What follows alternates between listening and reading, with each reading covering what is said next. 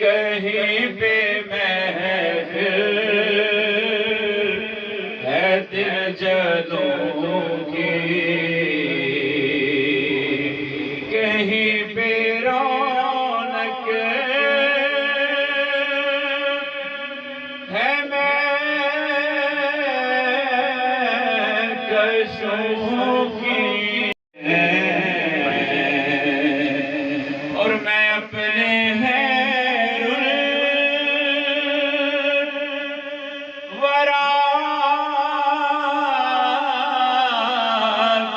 صدقے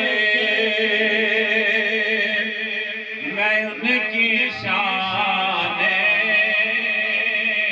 عطا کے صدقے میں اپنے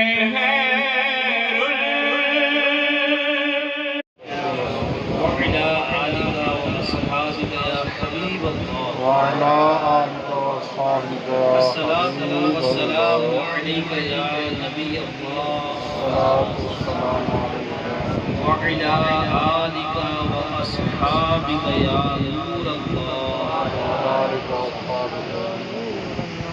اس میں ایکو جس نے دن بھر میں مجھ پر 50 مرتبہ درود پاک پڑھا، کل بروز قیامت میں اس کے ساتھ مصافحہ کروں گا.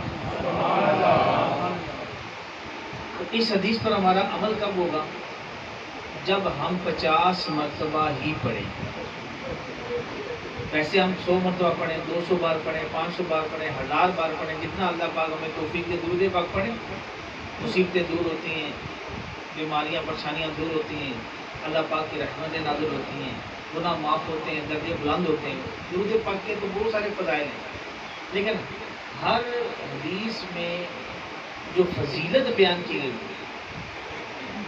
کہیں جو ہے نا آقا علیہ السلام سے مصافحہ کی سعادت ہے، شفاعت مصطفیٰ کا بیان ہے، حساب و کتاب سے جلدی نجات پان جانے کا ذکر ہے، حوض کوثر سے سیراب ہونے کا ذکر ہے، پل صراط پار کرنے کا ذکر ہے.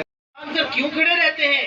ارشاد فرمایا اے آدم یہ فرشتے میرے حبیب خاتم الانبیاء محمد مصطفیٰ صلی اللہ علیہ وسلم کے نور کی زیارت کرتے ہیں، جسے میں نے تیری پشت سے پیدا کرنا